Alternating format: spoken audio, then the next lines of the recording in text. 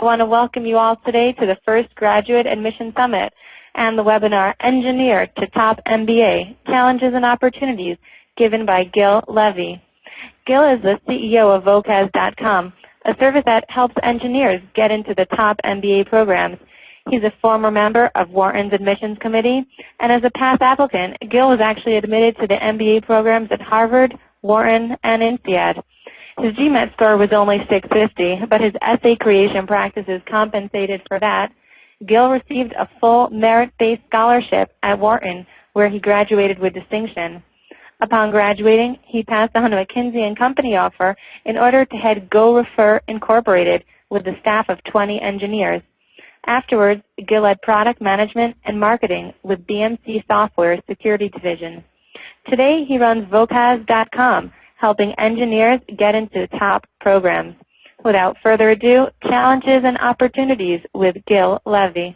Well, good morning, everyone, and thank you for joining us today for this seminar. Good morning, good afternoon, or good evening, depending on where you are, I guess. Let me get right started with challenges and opportunities for engineers planning to apply to the top MBA programs. We'll start with the first challenge, which is shifting from technical focus to business focus. First, a bit of background for engineers out there who don't know much about admission drivers. I'll start with that in a couple of minutes. Basically, your application space is limited, and you want to use this space to promote admission drivers. Admission drivers are the elements that drive your admission, or in other words, the characteristics, the personality traits that the admission committees are looking for. It could be your leadership skills, negotiation skills, teamwork skills, planning skills, project management, persuasion, presentation, and other similar skills, client management skills, initiatives, etc. So all these are things that the admission committee is looking for in a candidate. And as you probably know, different admission committees of different schools look for different drivers in different ways. For example, a school like INSEAD is looking for international orientation, international experience more than other schools. A school like Harvard is looking for leadership skills more than other schools, and is putting more emphasis on leadership skills. So, of course, you want to also tailor your application to each specific school and play on the admission drivers and emphasize them, the ones that this school is looking for. So that's just a word of background about admission drivers, and now we'll talk about that challenge of shifting from technical focus to business focus or to admission driver focus. By the way, if you have any questions on admission drivers, on chances, or on anything else that I say in this presentation, you can contact us or me at vocaz.com/introduction, and we'll be happy to help with chances evaluations, answering any questions from this seminar or anything else. All right, so we spoke about the third challenge and the admission drivers challenge, basically. Let's say you did great R&D work and your resume is full of R&D achievements. The R&D achievements will give you points on a couple of admission drivers, on things possibly like creativity. If you invented some technologies, if you developed some patents, it could give you points on things like analytical skills, if you solve really complex analytical problems. But the R&D achievements can only take you so far, and they are not likely alone to be able to bring you into the top schools. Do you need more points on analytical skills if your GMAT is strong? Do you need more points on analytical skills if your GPA is high? Probably not. If your GPA or GMAT are around the average of people admitted to this school, then most likely you're well covered on the analytical admission drivers. And now you need to start accumulating points and impressing the admission committee on other admission drivers. Let's see what they are. Here you can see and I hope the screen is clear enough. I think it may not be. What you can see here is basically the admission driver system that Vocaz is using for planning a candidate application. So this is the admission driver table for Harvard. You can see the school is HBS, and what you can see here is basically columns. There's a column for each essay and each recommendation that this candidate is preparing. So, for example, the first column would be for the 3 greatest accomplishments essay of Harvard. So this guy is working on this essay, and is going to talk about his IBM achievements. You see there's some IBM achievements here about the sale, about setting up a department, and we're checking how many points this guy is getting on each admission driver based on this essay or from this essay. I'm sorry if the screen is cut a bit to the left. It looks like it is. So the first admission driver is leadership. And you can see that the total sum of points for this guy on leadership is 12 points, which is not that high relative to other admission drivers where this guy is getting more points. That means that we probably have to switch some of the essay topics and look for essays that give us more points on leadership. On the other hand, you can see that here the smart admission driver, the one on the third line, is getting 22 points, meaning this guy is very strong on smart. We don't need more points on that, so we may need to change the essay topics or the content of some of the essays.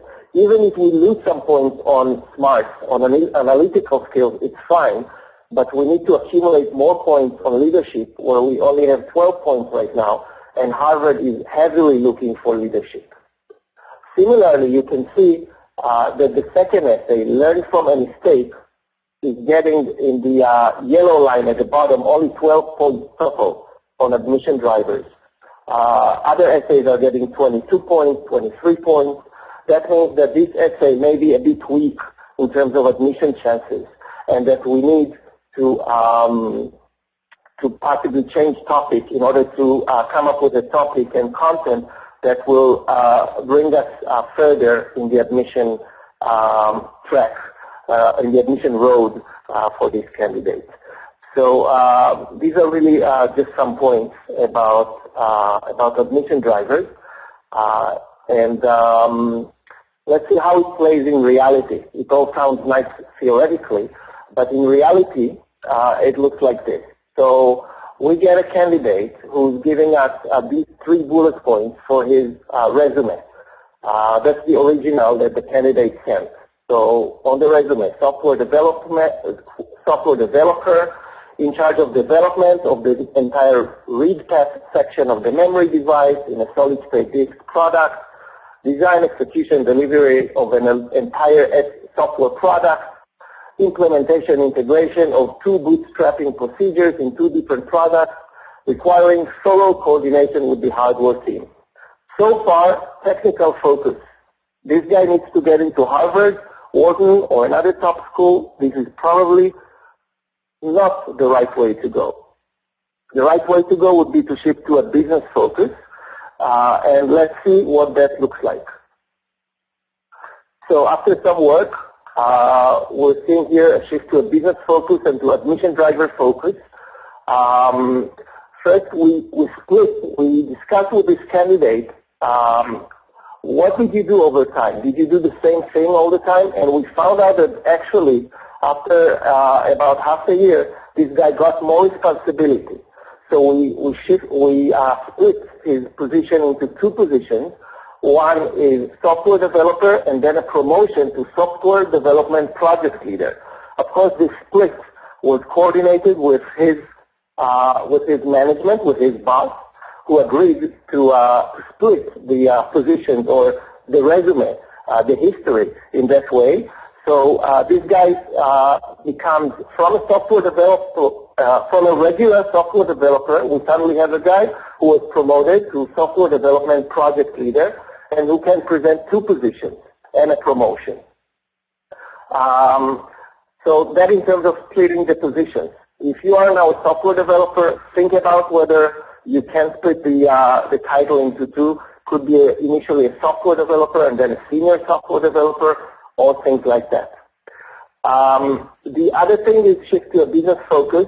As you could see before, it was all about technology, and now we have bullets like lead design, execution, and delivery of flash technology, not getting too much into what technology exactly, coordinate process with hardware systems and testing teams, selected by team leaders to be 15-member integration, work with marketing department, again, business orientation, led multi-team feature integration, improve performance speed by 600%, focus on achievements, facts and numbers, worked on 5-member team to develop central module of company-wide products, teamwork. So here you see how we're getting way more points on admission drivers, leadership, teamwork, initiative, etc. While before, originally, this guy got mostly points maybe on some creativity and some analytical skills, but unfortunately, not much more than that. So, to wrap it up on challenge one, you want to talk about a business solution to a business problem, not an IT solution to a tech problem. Even if you use your business skills only 10% of the time, you want to focus on that in your application, your resume, your essays, and dedicate to these achievements, these skills, at least 50% of your essay space. That would be challenge one.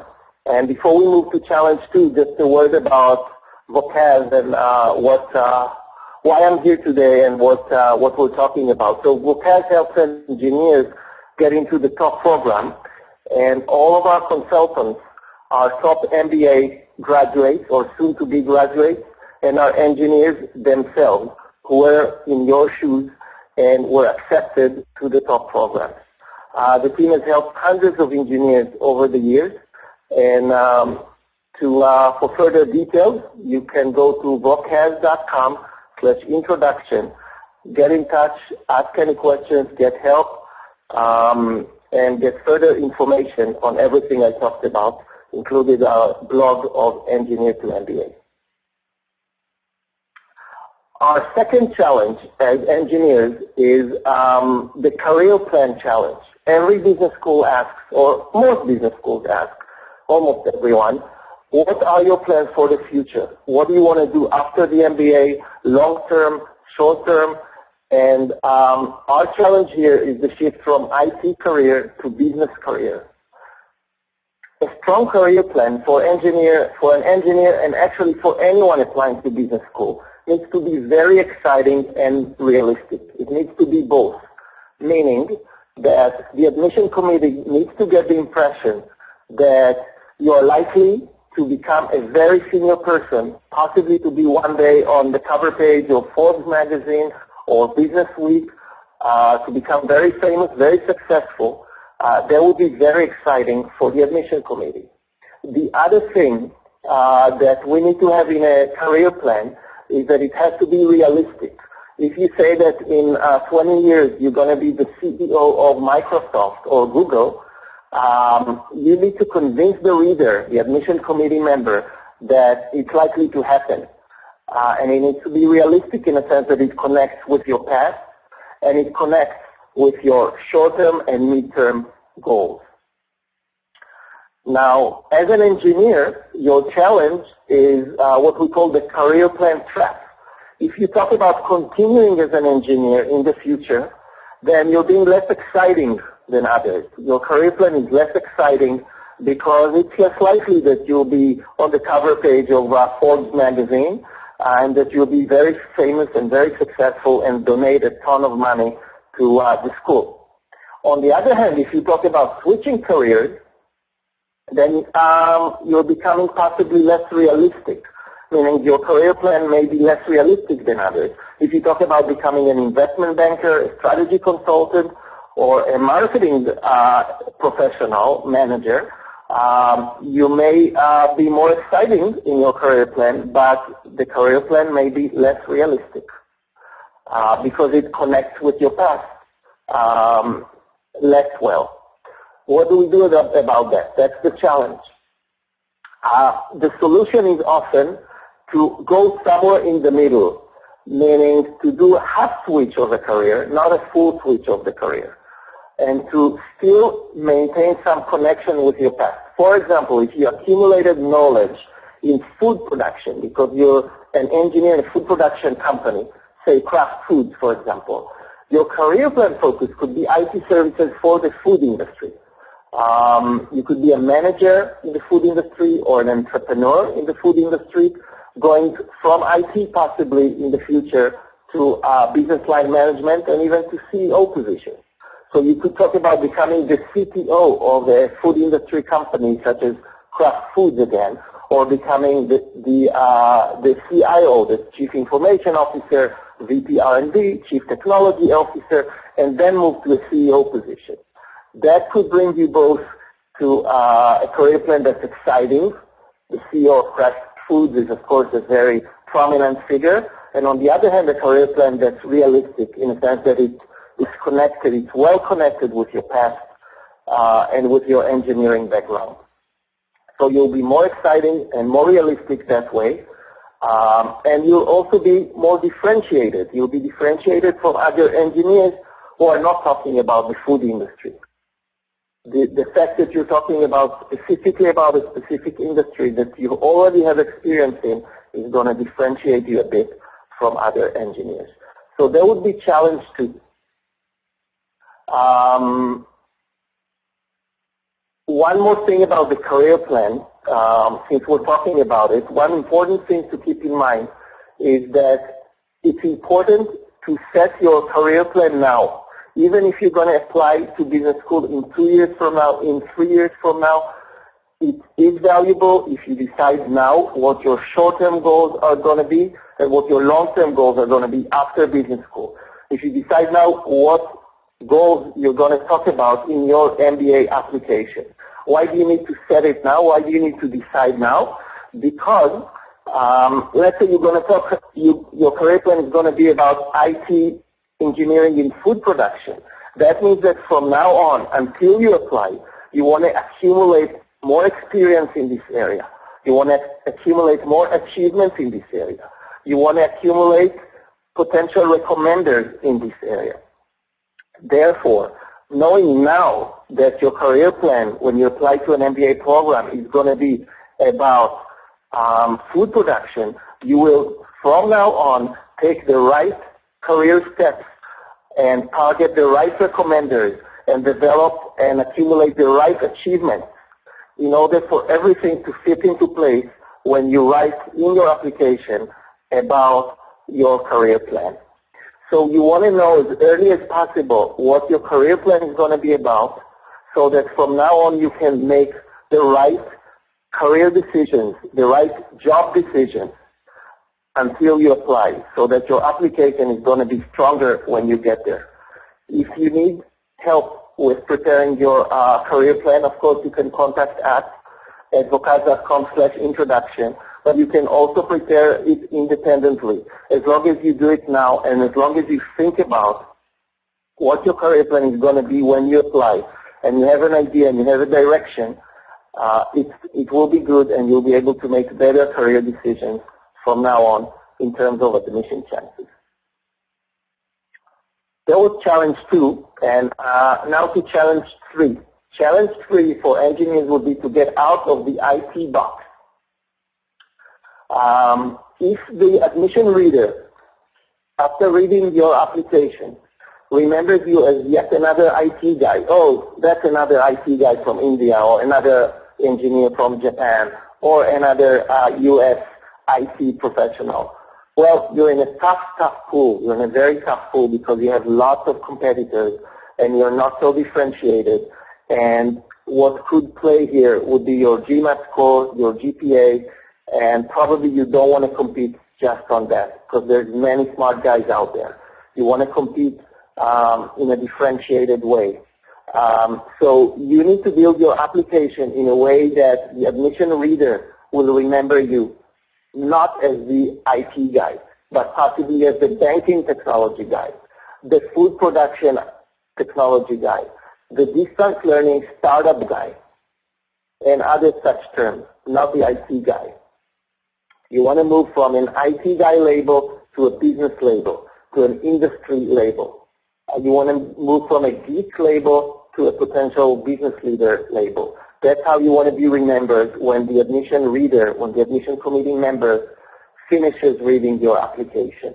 They read hundreds and hundreds of applications, and at the end of the day, at the end of a week, they may only remember that you were an IT guy, or that you were that food production IT guy. And if they remember you as the food production guy, it's already one step further on differentiation and on being a distinct, a unique candidate. So far regarding challenges, let's talk a bit about opportunities as an engineer. Your first opportunity would be growth.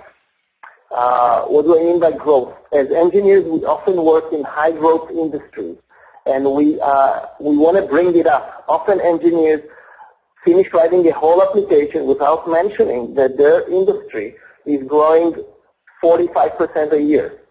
So you want to bring it up because, again, you're then being more exciting to the admission committee. You're more likely to be part of a successful industry in the future. You have experience in a successful industry or in an industry that's going to explode in the future. So think about whether you can mention the growth rate of your industry or of an industry that you're serving or of an industry that you know well as part of your job. And mention this growth rate a few times in the application.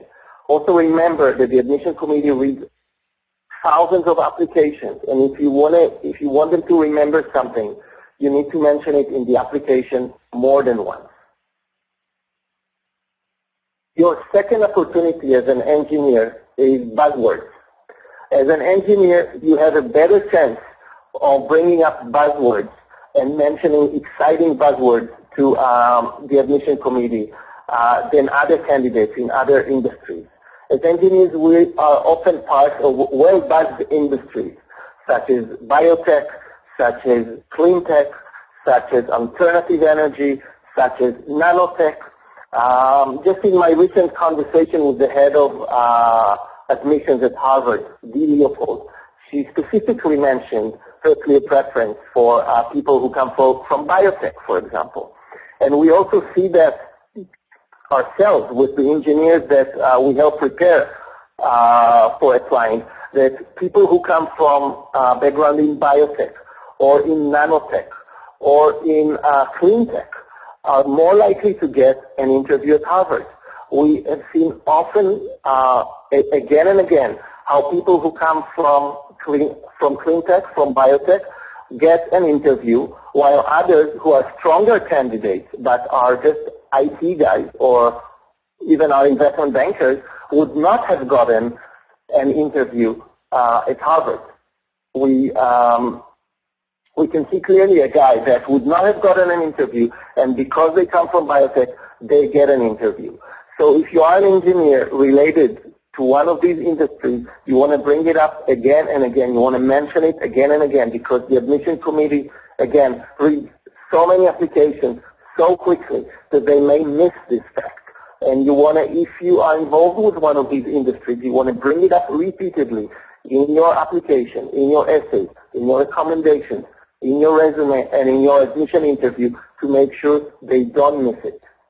By the way, in terms of buzzwords, where our consultants, the Vocaz consultants, are having a conversation with Rod Garcia, the head of admission for MIT, on May 11th in a couple of weeks. So keep an eye on our blog. We'll probably post some updates from this conversation about buzzwords, about focus, both for MIT and in general for the upcoming application season. So there would be the conversation. Our consultants are often once in a couple of months we have a conversation with a different head of an admission committee. So we put it on the blog, and you're most welcome to get updated there. So just to wrap up the point about buzzwords, Even if only 10% of your work involved the nanotech industry, you did just one project related to it, still possibly you want to put 80% of your application focus just on your projects in nanotech, because it's a high growth industry. It's a strong buzzword. And I think 80% is exaggerated. It's only 10% of your work was involved in this area, but still you want to put a lot of emphasis on it. So that's our second opportunity as engineers. The third opportunity is schools with fewer IT applicants. If you're thinking about MIT, Carnegie Mellon, Texas McComm, and other such schools, you're going to be competing with many other engineers. On the other hand, some schools are looking for engineers, do not have enough strong engineers applying, and are interested in actually accepting more strong engineers. Schools like Darden, London Business School, Kellogg, UCLA, USC, UNC, and such. In such schools, you may have an advantage. Your background as an engineer may be an advantage. A small one often, but still way less crowded than MIT, Carnegie, etc. So just keep in mind and start researching and thinking about schools where less engineers are applying to. So that's a third opportunity, or a third thing to think about when you're applying as an engineer. If you have any questions, want to talk about chances or other things, we're here at vocaz.com/introduction. I wanted to thank you for listening, and also see if you have any questions right now. You can write them in the chat box, in the question box right now on the webinar interface, and I'll be happy to read your questions and try to answer them right now. So I'm looking here if there's any question. I see a question here. Are we going to get a copy of this presentation? So yes, there's going to be a copy. There's going to be a recording actually of this presentation, and it's going to appear both on the aigac.org website, and it's also going to appear on vocaz.com, our website. The recording should be up in a few days. So in a few days, go to our website, vocaz.com, and you should be able to see a link there to the recording. The link will probably be on the blog, in the blog, and possibly also on the homepage. Let me see other questions here. Sandeep is asking, how do you find application trends to school? I did not know Texas had a lot of engineers applying. Well, that's a good question. Two answers here. How do you find application trends to school? One would be to follow forums such as the Business Week forum. And there's a lot of discussion there about trends, about changes, about who is applying where. The other option is just to be in touch. We'll be happy to update you about where schools, which schools are hotter, what the trends are, where engineers are applying, what the problems are. You can read it on our blog. You can also contact Vocaz at vocaz.com/introduction, and that could be another option. Let me see if there's other questions here. Another question, what preparation do career switchers need to do about the new job or industry? I hope I understand the question correctly. So she's asking, basically, if I am going to talk about a career switch in my application, what do I need to do to prepare for this kind of application? Well, I'd say first of all, if you're going to talk about a complete career switch in your application, it's probably going to put you on a weaker spot as a candidate. Consider somehow connecting your career plan with your past, so that it's less of a switch. If you're going to do a complete switch and talk about it in your application, then probably right now, if you have time before applying, if you have a few months, a few years, start accumulating some experience in this industry that you're going to talk about, even voluntarily, even just some projects. but somehow start accumulating some experience in this industry so that you can talk about it in your application. Another question that I see here. The first grid that you showed, the one with the left-right side cutoff, where can I get it? Where can I get a copy of it? Well, this screen or this grid is called the admission driver system. It's part of the Vocaz IT system. And basically, as a client, or even just after the first meeting, you'll have access to it, and you'll be able to play with it, either with your consultant or independently, to basically plan your application, both horizontally and vertically, meaning to maximize your content in terms of admission drivers and to maximize the admission drivers coming out of each essay. So we'll be happy to help with that, and you can play with it for free. It's available for all Vocaz clients. I see the guys asking another question, is that something Vocaz uses or admission committee uses? Well, Vocaz uses it as part of the application process. We use it to plan, track, and follow that you are preparing a strong, well-rounded, well-balanced, well-thought-of application. The admission committees, they mostly use it in their head, meaning, it will impress Harvard if they see strong leadership points in your application. It will impress Harvard if they see strong persuasion and presentation points in your application. Often it's just in their head. Sometimes it's on a grid. Sometimes it's a check mark, it's a checklist, but often it's just in their head. And when they see all these strong points, they are impressed. They like you as a candidate. Of course, as I said, you want to put different emphasis on different schools. The admission drivers have to be calibrated in each application according to what each school is looking for and what admission drivers each school is looking for. Another thing to remember, another risk is that some engineers tend to become an admission driver machine. They just write an essay full of admission drivers one by one, and they lose authenticity, and they lose the personal touch, and they lose the sympathy of the reader. So you want to both communicate strong admission drivers, but you also want to maintain and keep the authenticity in your application. So I hope I answered this question.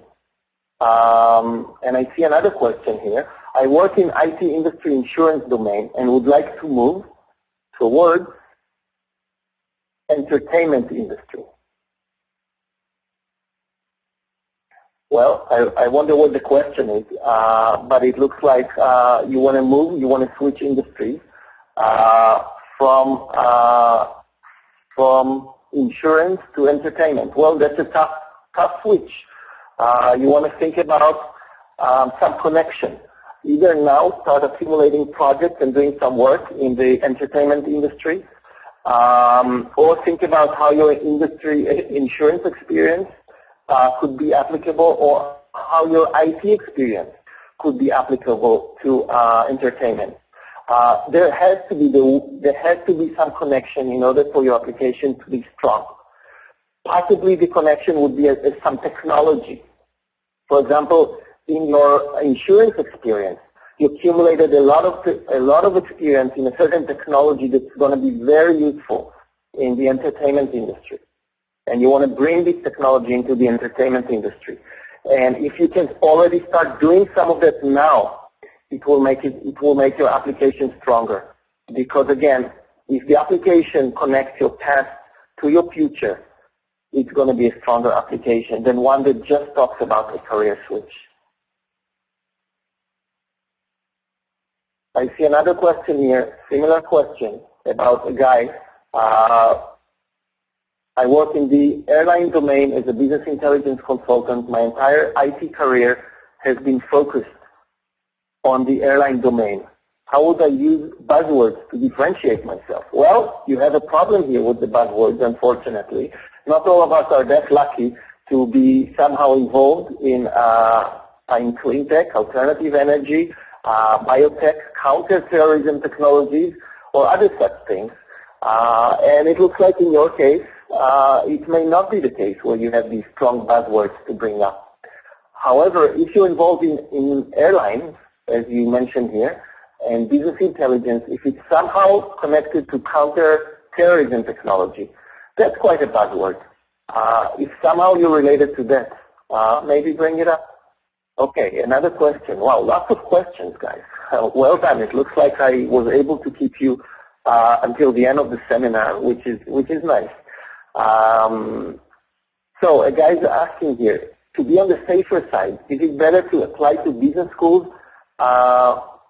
than attract IT engineers? Well, I'm not sure what this question is. I'm sorry. So I'll have to move on to the next one. A guy's asking here, I do not understand your point about 10% of the work and 80% of the application work. That's a good question. This question was asked by Namida Gar. Okay. Well, the point is this. Let's say that only 90% of your work was involving just pure R&D work, developing software, solving technology problems, pure R&D work. There was 90% of the time what you did. 10% of the time, you did teamwork, you did some management, you did some leadership, you took some initiatives, you did some persuasion, you did some presentation, you did some project management, you did some budget management. It was only 10% of your time, okay? But during this 10%, you did a bit of these things. Well, engineers have a tendency to just come and talk and keep that ratio. Talk 90% in their application about their R&D achievements and just 10% of the application about all these other things. Well, when you're applying to a business school, you want to reverse the ratios. You want to talk 90% of the time in your application, in your essays, in your recommendations, in your interview, you want to dedicate 90% of the content to these business-oriented things that you did, even if just 10% of your time was spent on them. In the application, give them 90% of the focus because they will give you points on admission drivers, on these things that the admission committee is looking for. And the R&D achievements are just going to give you points mostly on analytical skills, possibly on creativity, on problem solving, but it's not enough. You need points on leadership, you need points on persuasion, you need points on presentation, you need points on international experience, etc. That's why, especially if your GMAT is good enough, you don't want to spend too much time talking about your R&D experience, R&D achievements, and R&D work.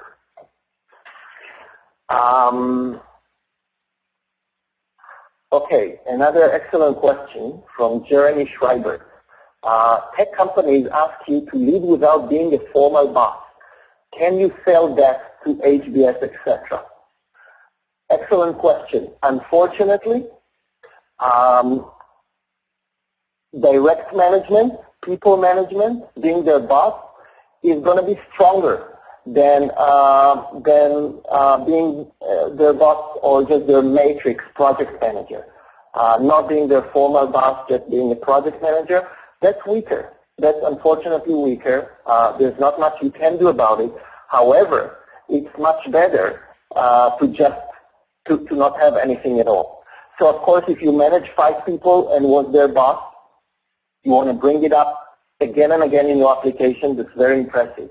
If you only manage them on a project basis, you still want to bring it up a lot because it's still better than nothing and it's still better than many other engineers.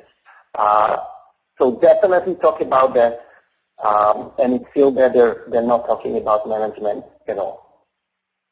Another great question here from Vinod. If an individual is working on the business or management side of an IT service company, will he be considered as an IT guy? Well, the quick answer would be yes. Will you be considered as an IT guy? It depends on what you write about in your application. The way you present it right now, I'm just working on the business side of an IT service company. Well, what I would have remembered is, IT guy. However, if you put a lot of the emphasis on the business side, on the management side, and less emphasis on the IT side, and on the IT words, and on the technology words, and more on the business words, on the business aspects, then you may not be remembered as an IT guy. You may be more differentiated. So it's all about what words you're using. Another question here from Stacy. You just talked about applying to schools where not many engineers would apply. How about the school's career support for engineers? Well, that's a great question. First of all, unfortunately, engineers apply to all schools. I say unfortunately in terms of differentiation. Wherever you apply, you will have some competition from engineers. In any case, Stacy is concerned about the school's career support for engineers. And I would say in any school, the career support is less for engineers and more for business people, for people who want to go into business careers, into managerial careers. So you come in as an engineer, but you definitely want to go mostly into managerial positions. And in that case, you have strong career support in any school, whether you're going into high-tech industry, the high-tech industry, or other industries. Most schools have strong placement services and career support in any of these industries. Not for R&D positions, but for management and business positions. I see. Wow, the questions are great, guys. Well done. Vincent is asking, do engineers get analyzed against other engineers only, or is everyone thrown into a collective pool where we all compete? Excellent question, and the right answer is both. Meaning you half compete against other engineers and half compete against everyone else. What do I mean by that? I mean that, let's say Harvard wants to diversify the class. They have a class of 900 people. They're not going to want 400 engineers in the class. On the other hand, they also are not going to want just 10 engineers in the class. They want to have somewhere in between. In that sense, you compete against other engineers, that they're not going to want to accept 400 engineers. However, there's a lot of room in between 10 engineers and 400 engineers. So will Harvard accept 100 engineers? Possibly. Will they accept 50 engineers? Possibly. Will they accept 150 engineers? Possibly.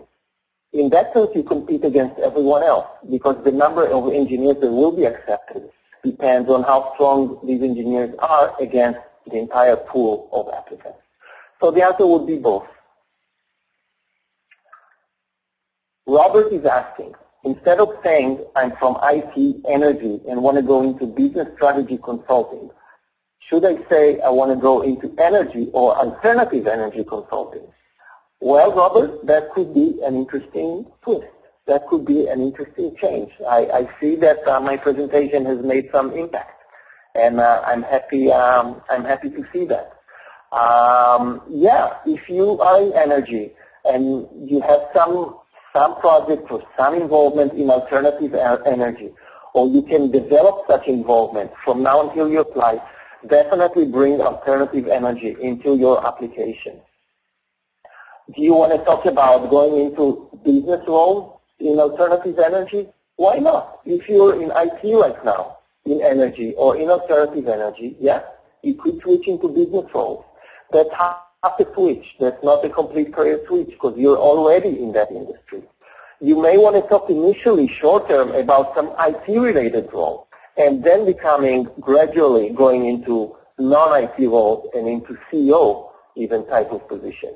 So it could be that you want to go with a gradual kind of progression, even after business school. Still a bit of IT in energy or alternative energy, going slowly into senior positions which are not in IT, eventually becoming CEO of an energy or an alternative energy company. B says, thank you. Welcome, B. And Namita is asking here, how helpful is the one-year MBA in making a switch from IT to business, especially if the applicant has more than 8 years of experience? Well, this question is a bit beyond my expertise. You know, I was a member of the admission committee at Wharton, and I've been dedicating the last 7-8 years to helping people apply. This question about whether it will be good for your career is a bit beyond my expertise, which is how to get you in. Shravan is asking, any idea about the schools offering a specialization in entertainment and technology other than NYU Stern, UCLA, and Columbia Business School? Yeah, take a look at USC as well, University of Southern California in Los Angeles.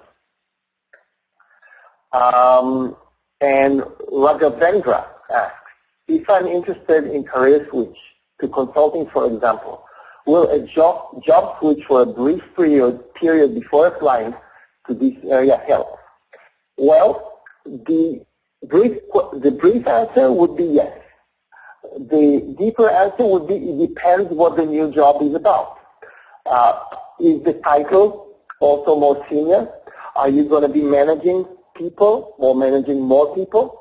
Are you going to bring impressive achievements from this new job? Are you going to have a strong recommender from this new job? If yes, then definitely. And if not, then possibly this job switch is not the right one. However, in general, yeah, if the job switch is reasonable in terms of the traits of the job, in terms of what you're going to do, then the switch, yeah, it could be a good thing. I'm just concerned about your career plan or your career track being a bit twisted, a bit more complex. So it really depends on the details to answer your question. I would say the brief answer would be yes, but it's borderline and it really depends on the details.